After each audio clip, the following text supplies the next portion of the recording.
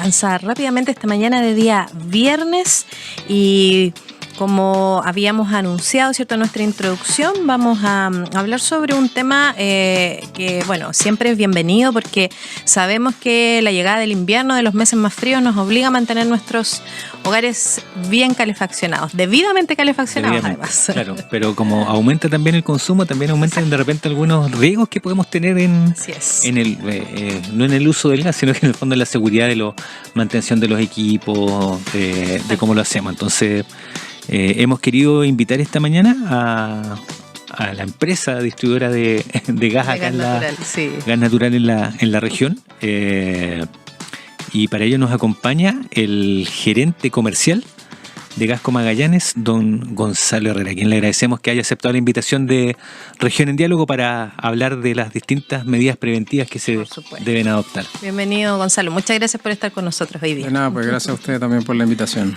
Oye, Gonzalo, bueno, cada invierno Gasco refuerza las campañas preventivas, ¿verdad? Porque esta época del año representa como un mayor riesgo, sobre todo por el tema de las intoxicaciones de monóxido de carbono, ¿verdad? Para que vayamos un poquito introduciendo la temática. Bueno, en general nosotros hacemos esta campaña todos los años, hace muchos años que la estamos haciendo, y más bien una campaña de seguridad y eficiencia energética partimos hace años, y después nos fuimos empujando un poco más en los temas más de seguridad, y en los últimos años también lo hemos hecho profundizando un poco más el tema relacionado con el monóxido de carbono. Normalmente también en la campaña nos hemos apoyado con la gente de bomberos, porque son los que trabajan bien directamente relacionados con nosotros en las atenciones principalmente de emergencia, y ellos atienden muchos de estos casos también, y por lo general vamos en conjunto ante ciertas emergencias, urgencias o llamados de los clientes cuando hay también algunas presunciones de gas, de escapes y qué sé yo.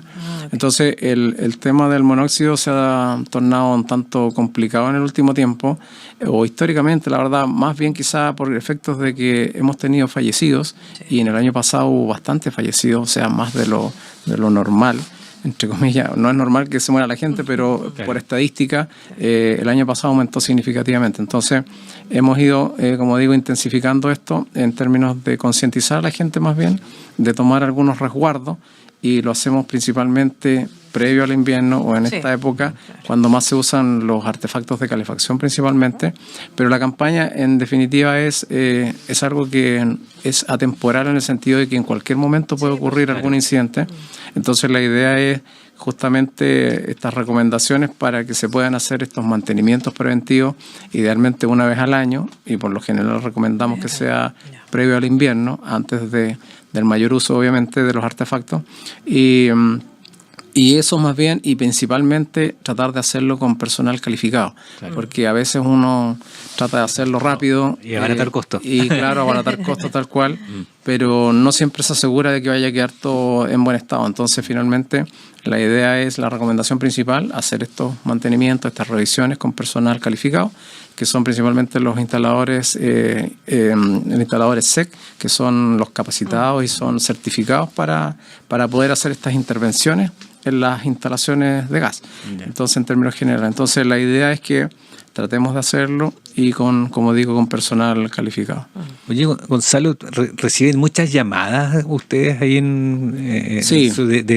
Tengo este riesgo o siento olor a gas, que debe ser como lo más común? Mira, esas son las llamadas más comunes de las emergencias, y cuando te llega una llamada tenemos que enviar un equipo para la revisión, y porque llegan llamadas de distinto tipo, entonces finalmente uno a priori no puede saber necesariamente de qué se trata esta emergencia, entonces tienes que ir, y cuando va el equipo a terreno a veces se da cuenta o va, digamos, determinando el tipo de emergencia, y a veces si es necesario tiene que contactarse con otros organismos como bomberos, qué sé yo, eventualmente carabineros, dependiendo la situación.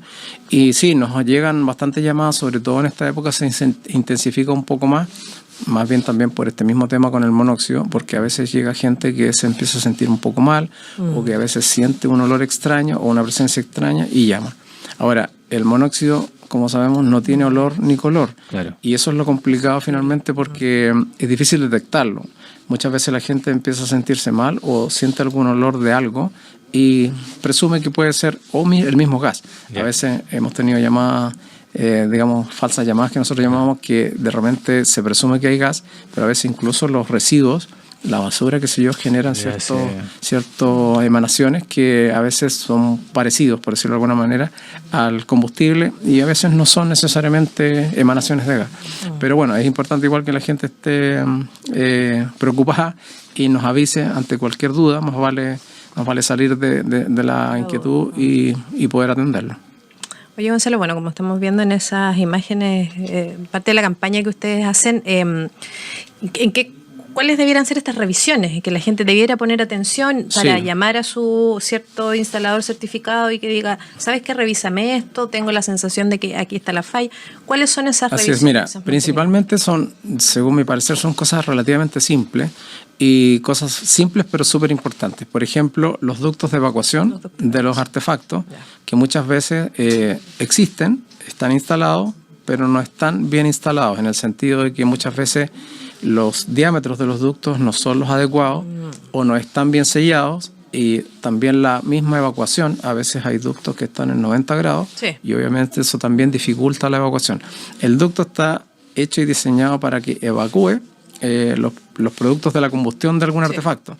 Entonces, si esa evacuación no es adecuada, esos gases se van a ir devolviendo al ambiente y van a quedar presentes donde esté la gente habitando. Entonces, por eso que es importante, primero que estén, porque nos hemos encontrado en algunas emergencias con instalaciones que no tienen los ductos y a veces están, por ejemplo, los calefones dentro de los baños sin ductos de evacuación, y es un riesgo obviamente súper común. Sí. Entonces, al final, eso es súper peligroso. Entonces, finalmente, como decía, primero que estén instalados y que estén bien instalados y que sean los correctos para el tipo de artefacto y que obviamente cumplan su efecto, que es la evacuación. Y por otro lado también, que es algo que no se sabe mucho a veces, que donde tengamos artefactos a gas siempre tiene que haber una ventilación o dos ventilaciones, pero que sean permanentes, porque a veces uno dice ya, pero abro la puerta o abro la ventana y listo, la dejo un rato abierta. No, eso tiene que ser en forma permanente. Por eso que existen estas celosías que a lo mejor han visto por ahí, que se instalan abajo y arriba de los muros o en las puertas, de tal manera que por abajo entre un aire limpio, nuevo, y por arriba vaya saliendo el aire viciado, entre comillas, entonces se vaya renovando el ambiente.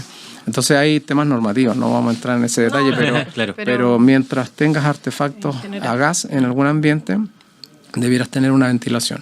Y sobre todo también dependiendo del tipo de artefacto, porque hay artefactos que son, bueno, hay tres clases, tipo A, tipo B y tipo C. Los tipo A son artefactos que para combustionar obtienen aire del ambiente en el que están, y lo que botan, lo botan dentro del mismo ambiente, como la cocina, por ejemplo. Sí. La cocina no tiene ductos de evacuación ni mucho menos, entonces actúa dentro del mismo ambiente. Los tipo B son como los calefones tradicionales, que para combustionar obtienen aire del ambiente y para lo que producen de la combustión lo botan hacia el exterior con el ducto de evacuación. Y los tipo C son los que para la combustión obtienen aire del exterior y lo botan al exterior, que son, por ejemplo, las estufas de tiro balanceado, que son las que se permite tener en los dormitorios, por ejemplo. En los dormitorios no debiéramos tener estufas de ningún otro tipo que no sean de tiro balanceado, porque no tiene ningún contacto con el medio ambiente. Es mucho más seguro, obviamente, porque se entiende que en un dormitorio uno podría dormir con un artefacto de calefacción encendido toda la noche, y según eso tiene que botar hacia el exterior, y el aire que ocupe para la combustión también tiene que obtenerlo del exterior. Por eso que se permiten en este sentido solo de este tipo de estufas que son de tipo A en los recintos como los dormitorios, por ejemplo. Entonces son precauciones que de repente uno lo ve como simple, pero en verdad son cosas bien, digamos que simples de resolver, como las ventilaciones, como los ductos de evacuación, y son revisiones que uno puede hacer sin mayor complicación, una vez al año por lo menos, para asegurarse que tengamos una buena evacuación, valga la redundancia. Hay casos, bueno, todavía el costumbre, de repente uno va en algunas casas más antiguas que tienen estos tipo como calentadores chiquititos en los baños, lo mismo que tú nombrabas, los Califón. ¿Es un riesgo tener estos aparatos que con el vapor podría apagar por ejemplo, el Califón, por así decirlo, y provocar algún tipo de accidente? Así es. De hecho, por eso que hoy día la normativa no permite calefón en los baños. Ahora, la normativa no necesariamente es retroactiva. Si tú antiguamente tenías eso y estaba validado, obviamente puede ser. pero actualmente ya no se permite que una construcción tenga un calefón dentro del baño para efectos de certificación. No sé si han visto, pero finalmente todas las viviendas nuevas que se van haciendo tienen en el exterior una caseta donde está el calefón o la caldera o qué sé yo. Ahora, me refiero a ese tipo de artefactos, pero la cocina obviamente siempre va a estar. Y lo importante también son cosas bien simples, por ejemplo, en las cocinas, la limpieza de la cocina y o de los quemadores. Nosotros siempre hablamos, y que sale por ahí también en nuestros logos, que la llama azul es súper importante, y también uno dice, chuta, si la llama está saliendo media amarilla, media naranja, algo pasa acá. Entonces puede ser incluso que en la cocina cae algo, se tapa el quemador y empieza a salir una llama distinta, y la idea es limpiarlo de tal manera que la llama sea azul, porque al final el monóxido se produce por una mala combustión. Entonces, si hay una mala combustión, va a generar monóxido de alguna manera. O sea, una cocina puede generar monóxido, a lo mejor no en grandes cantidades, y no va a ser a lo mejor tan peligroso como un calefón, por ejemplo, que son artefactos de mayor potencia, pero va a generar igual algo, si es que no tiene una buena combustión. Oye, Gonzalo, hablando un poco también de la idiosincrasia, bueno, que se tiene a nivel regional con respecto al mismo hecho de calefaccionarse. O sea, la gente de Magallanes vive con esa, digamos, costumbre de tener la casa calientita, los espacios. El gas prendido todo el día. El gas prendido todo el día. ¿Cuáles son los errores comunes en el uso, por ejemplo, de las estufas o de los principales elementos que calefaccionan?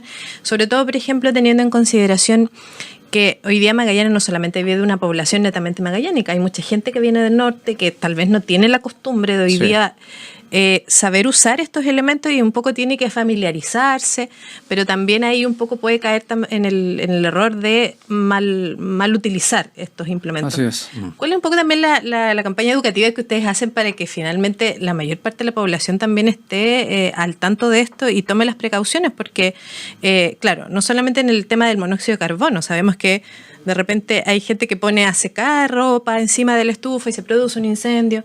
¿Se ha ido esto disminuyendo? ¿Cómo ven ustedes también que la población ha ido familiarizando estos cambios?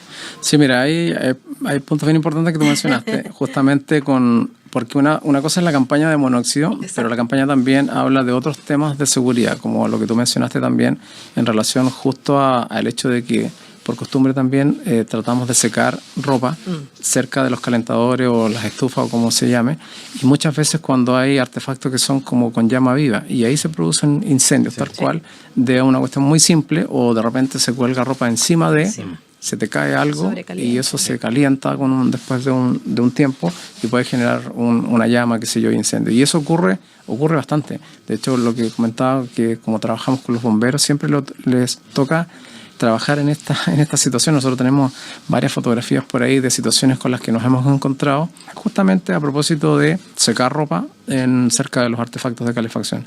Entonces son cosas que se dan, que ocurren, pero creemos que en ese ámbito que son un poco más evidentes esas situaciones, como que la gente ha ido tomando un poco más de cuidado y como que ya ha ido disminuyendo. Sin embargo, el tema del monóxido a rato es bien inestable, a veces baja bastante. El año pasado, como digo, aumentó mucho, entonces siempre hay que estar pendiente de eso.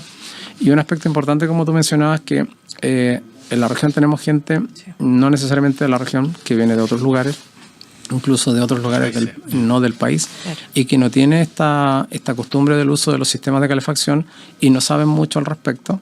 Y ha pasado, de hecho nos pasó hace unos años atrás que, por ejemplo, en Porvenir, nosotros hicimos también una reunión con gente inmigrantes en el fondo que no tienen estas precauciones o estas costumbres de uso de calefacción, justamente para que tuvieran resguardo, porque ocurrieron unos incidentes con personas también de este tipo. Entonces para tomar ciertas precauciones al no estar tan familiarizados con el uso de los artefactos de calefacción. Sí, claro. Súper importante en el fondo este tema del control y la mantención de los equipamientos y las condiciones, porque acá en el fondo le decía... es un tema además del ahorro energético, ¿no? Sí. Uno siempre también molesta a lo magallánico, claro, decir, hace calor, ¿qué hago? Abro la ventana para calentar el patio, por claro, así decirlo. Y como mencionaba justamente dentro de los mensajes también de eficiencia energética, sí, claro, que son cosas bien simples de repente de regular un poco los artefactos, no dejarlos prendidos permanentemente, incluso como temas de seguridad también. nos hemos encontrado en algunos lugares que la gente enciende la cocina para calefaccionar. Sí. Y todos los quemadores de la cocina y además los del horno. Sí. Entonces se ocupa la cocina como medio de calefacción. Entonces también es súper peligroso porque después te olvidas y eso queda encendido, o sin querer te acercas un poco y te puedes hasta quemar la ropa, no sé, tener un accidente uno mismo.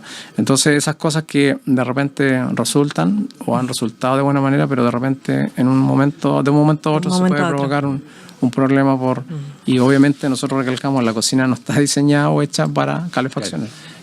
Gonzalo, uno de los, no sé si es mito o es verdad, el tema de que obviamente en invierno es como que uno da la percepción o ha escuchado que baja la cantidad de energía por el consumo masivo. Probablemente si baja las temperaturas la gente obviamente empieza a calefaccionar más. ¿Es estable ese comportamiento en cada una de las casas o efectivamente baja el nivel de calórico, por así decirlo? No sé técnicamente ahí cómo es el... No, mira, lo que pasa es que claro, siempre está incluso con el valor de las cuentas y obviamente en el invierno te sube mucho más el consumo por los temas de calefacción y por lo tanto la cuenta se te dispara en términos de monto, pero está asociado más bien al consumo, no necesariamente al valor del gas. De hecho, el valor del gas, si ustedes lo revisan en nuestra página web, en el año sube 3-4 pesos en todo un año. Yeah. Y el efecto que tú mencionabas, el gas que tenemos acá en Magallanes, en términos de poder calorífico, que es digamos que la energía que trae el gas es relativamente parejo y constante. Entonces, no hay variaciones significativas del poder calorífico del gas como para que vaya a calefaccionar menos, que a veces está esa percepción, oye, ahora me cuesta más calentar algo, qué sé yo. No, eso no es así, en el sentido de que, como digo, el gas es tratado también y tiene que cumplir ciertas especificaciones que están normadas en términos de justo este parámetro que es el poder calorífico. Y como digo, acá en la región, que tenemos un puro proveedor, distintos a otros lugares del país que hay proveedores de distintos lados, incluso del mundo, que llega gas en barco, qué sé yo, y después se inyecta a los gasoductos. Acá tenemos un puro proveedor que es ENAP, que saca el gas de acá mismo de la región, y como digo, en el tratamiento, el gas en términos del poder calorífico o de la energía que trae es súper parejo, no hay digamos que variaciones en ese sentido. Así que en ese sentido son mitos más bien el hecho de que que calienta menos en el invierno, qué sé yo, pero es un efecto también por temperaturas también, obviamente. Claro, una percepción. En términos, es bien percepción, tal cual.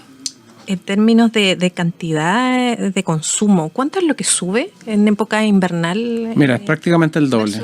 De hecho, en época de invierno como ahora, es incluso a veces más que el doble. En toda la región me refiero, porque nosotros distribuimos en Punta Arenas, que es el 81% del consumo es en Punta Arenas.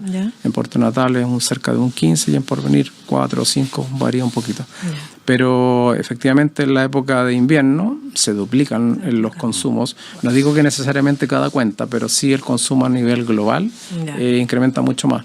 Y además porque finalmente en el verano, por ejemplo, ya no funcionan los colegios, que son bastantes en la región. Ahí van disminuyendo algunos consumos, hay algunos otros servicios que también van moderando por efecto también del tema de temperatura. Entonces se nota bastante el cambio entre una época y otra. Es bien estacional el consumo, el comportamiento acá en la región. Sí, bastante estacional. En Williams igual llevan... En Williams solo distribuimos gas licuado. Gas licuado. No hay gas natural en Williams y allá tenemos gas licuado. Y bueno, hay una planta que envasa cilindros y que distribuye también el gas licuado granel, que se denomina, en esos dos formatos. Pero no hay gas natural en Puerto Rico. Claro. ¿Y es regular el uso del gas licuado? ¿Cómo lo ven allá? Acá en Williams. En Williams sí, de hecho es aparte de la leña, en rigor es como el energético que predomina en Puerto Williams, tanto para calefacción como para el uso doméstico de cocina, calefón, e incluso muchos hoy día de instalaciones están hoy día calefaccionándose con el gas licuado, incluso, que es muy parecido al gas natural, tiene distintas características. Bueno, la diferencia también es un tema del valor, que es distinto al gas natural.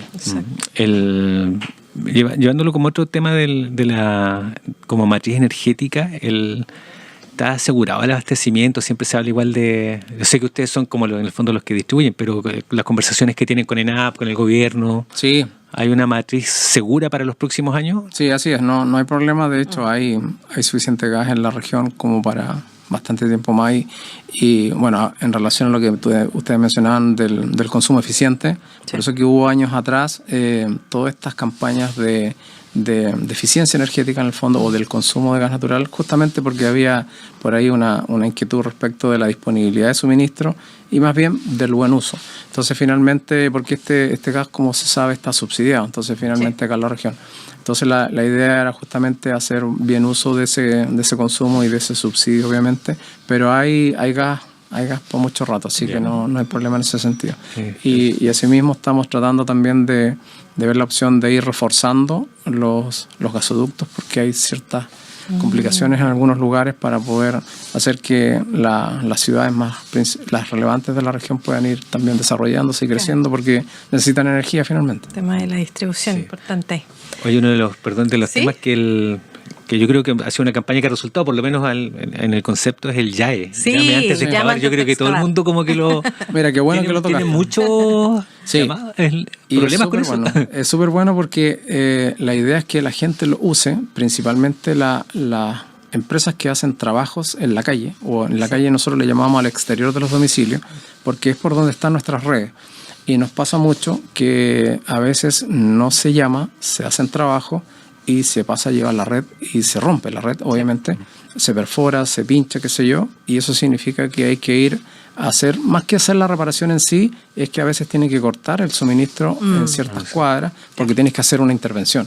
Entonces, a la larga, y es peligroso, obviamente, porque se producen fugas importantes a veces, que cuesta a veces controlarla, porque imagínate, hay que entrar a hacer excavaciones, hay que adaptar el sector para poder trabajar. Entonces, el llame antes de excavar es súper importante, que cualquiera que haga trabajos exteriores nos avise, nos llame, y va el equipo nuestro a detectar dónde está la red, se entrega una información para que después lo puedas hacer en forma segura y evitar estos problemas. Y nosotros tenemos también una campaña en relación a lo mismo, que también son temas normativos que tenemos que cumplir, y se hacen campañas en ese sentido. Tenemos también información en nuestra revista que entregamos todos los meses, en que van afiches ahí del YAE, justamente para que nos llamen, y en nuestro teléfono principal también hay una derivación directa cuando tú necesitas llamar para que te podamos revisar la condición donde vas a hacer algún trabajo exterior. Y eso es súper importante, qué bueno que lo tocaste. Importante información, sí, sin duda. Es una de las cosas que una campaña que ha resultado, porque y también tiene que ver con temas de seguridad, si al final, porque la red que va por fuera lleva una presión bastante alta comparativamente con lo que pasa en el interior de las casas, entonces es más riesgoso en ese sentido cuando se hace una rotura exterior. Hoy con